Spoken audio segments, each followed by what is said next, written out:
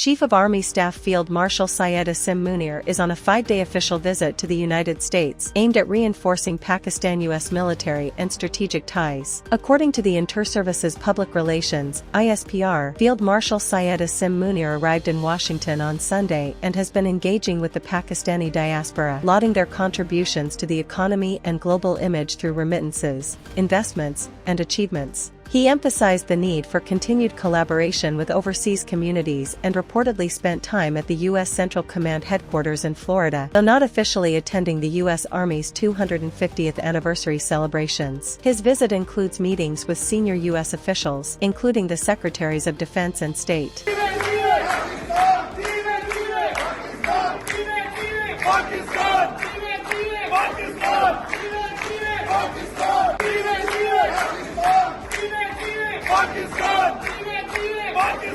Meanwhile, Finance Minister Mohammad Aurangzeb confirmed Pakistan and the U.S. are moving forward on reciprocal tariffs through constructive engagement. ACDs and CDs and regulatory duties, bringing the wall of protection down. But having said that, इसमें कोई ना कोई industry तो मुतासर होगी. I mean, industries which have lived off the protection for the longest time. It'll take a little doing to, and इसमें हमारा मकसद ये होना चाहिए कि हम इनको हेल्प करें in terms of transition. तो उसमें प्राइम मिनिस्टर साहब ने एक परमानेंट कमेटी बनाई है where all the relevant ministers are there, the relevant secretaries are there, the private sector people are there, so that we can help with the transition as we move forward in this 5-year tariff reduction journey. तो इसी तरह ये जो आपका ये workshop है आज की, in terms of seeing how we manage this transition, I think is going to be extremely important. And just looking at the participants that you have mentioned, I do think you have the right stakeholders here, and I look forward to जो भी आपकी observations होंगी और जो recommendations होंगी in terms of where we can help, whether it's from the Ministry of Finance or from on the revenue side, to help this transition, because ultimately I do think it's the right thing to do, and it's a win-win situation both for the government and certainly all our colleagues who are going to be on the scheme as we go forward. Speaking in Islamabad, Aurangzeb highlighted progress in discussions with U.S. Commerce Secretary Howard Lutnick, aiming to finalize a trade deal soon. Pakistan currently faces a potential 29% tariff on exports to the U.S. due to a $3 billion trade surplus. The finance minister reiterated Pakistan's commitment to reforms in taxation, energy, and tariffs, adding that technical-level discussions are planned to continue. On pensions, he underscored the defined contribution scheme's benefits, with increased pensions and proposed taxes targeting high-income retirees. 2 planned visits to the U.S., one by Deputy Prime Minister Ishaq Dar and another by a trade delegation, have been postponed due to the escalating conflict in the Middle East, according to official sources. The first one dealing with the geopolitical tension and the regional developments. So we had a very detailed meeting. I'm not going to go into the politics of it and the implications around foreign policy, because those are being handled well and in good hands. But certainly the implications or possible implications for our country on the economic side. So we had very detailed discussion yesterday morning with all the stakeholders in terms of scenario planning and what we need to do to ensure that we have enough stocks, we have a good view on the pricing across asset classes, and we are well prepared for any eventuality. So I just want to again assure everyone that we are in good place, because hope is not a strategy, and therefore you have to plan for every possible eventuality. And as it was mentioned yesterday, Alhamdulillah, we are in a good place with respect to the actions we might need to take in case things go towards further escalation. I hope they don't. The second part has to do with our ongoing discussions and negotiations on US tariffs.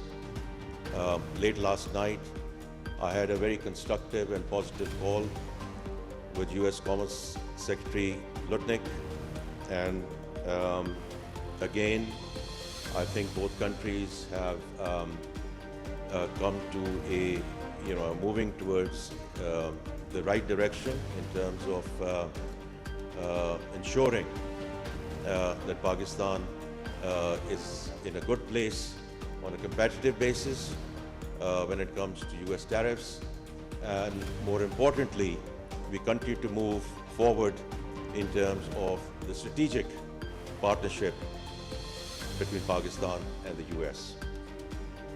Now, back to the topic at hand. I started my budget speech that we are going to stay the course in terms of structural reforms.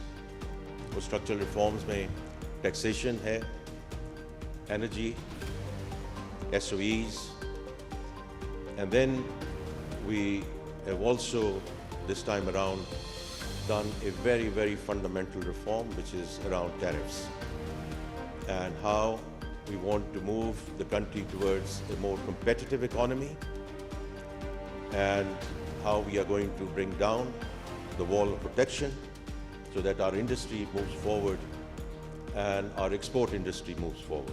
On the infrastructure front, Prime Minister Shehbaz Sharif directed authorities to link the 𝐒𝐭𝐨𝐫𝐢𝐸 copper and gold project in Balochistan to the national railway network by 2028. This comes as Saudi Arabia's Manara Minerals prepares to acquire up to a 20% stake in the project, valued between $500 million and $1 billion. The PM emphasized Pakistan Railway's strategic importance, highlighting its role in boosting Balochistan's mineral sector and creating employment through enhanced cargo and transport connectivity.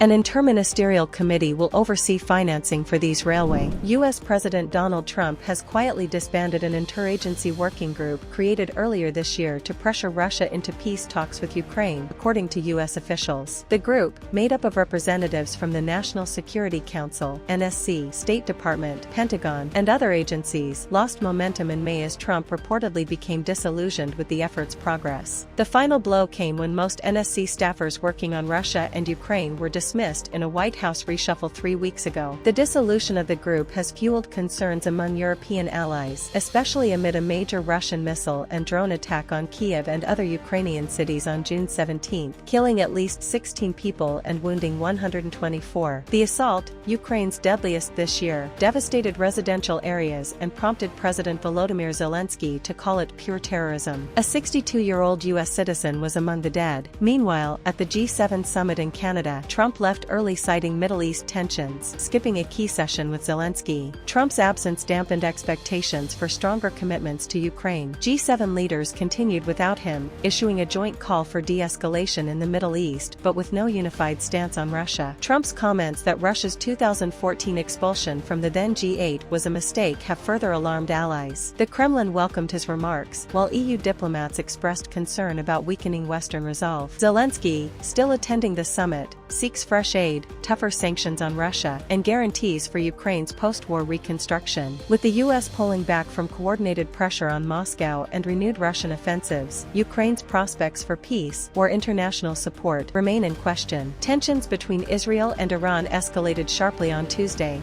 marking the 5th consecutive day of hostilities. According to Al Jazeera, Israeli airstrikes rocked western and central Tehran, with explosions reported across the capital. The Israeli military confirmed targeting Iran's state broadcaster headquarters, while Iran responded with a fresh barrage of missiles aimed at Tel Aviv and other areas. Israeli officials claimed most incoming projectiles were intercepted, though some impacted strategic areas, including the Haifa oil refinery, prompting major fuel distributor Sonal to reduce deliveries due to damage. Additional explosions were heard in western Tehran, and Israeli Defense Minister Israel Katz warned of more significant actions. Iran also claimed its missiles struck Israeli intelligence and Mossad-linked sites. Amid this, Israel reportedly targeted Iran's military command, allegedly killing armed forces chief Ali Shadmani. Meanwhile, global powers responded. U.S. President Donald Trump returned early from the G7 summit in Canada, where leaders, including Italy's Giorgia Meloni, called for renewed negotiations with Iran. However, Trump dismissed ceasefire talk, saying he sought a real end to Iran's nuclear ambitions. He urged Tehran to negotiate before it's too late and downplayed his intelligence chief's assessment that Iran was not pursuing a bomb. What specifically is better than a ceasefire? What are you looking for here? A real end, not a ceasefire. An end. So something that will be permanent. Yeah, or giving up entirely. That's okay too. Russia offered to mediate, but the Kremlin noted Israel's reluctance. China's President Xi Jinping expressed deep concern over Israel's military action and called for respect of national sovereignty. The International Atomic Energy Agency (IAEA) reported that Israel's attacks caused direct impacts on Iran's Natanz nuclear enrichment hulls but found no damage at Fordow or Isfahan sites. The WHO warned of long-term health risks if nuclear facilities were compromised. Ukraine, China, and South Korea advised their citizens to leave Israel and Iran amid rising fears of a regional war.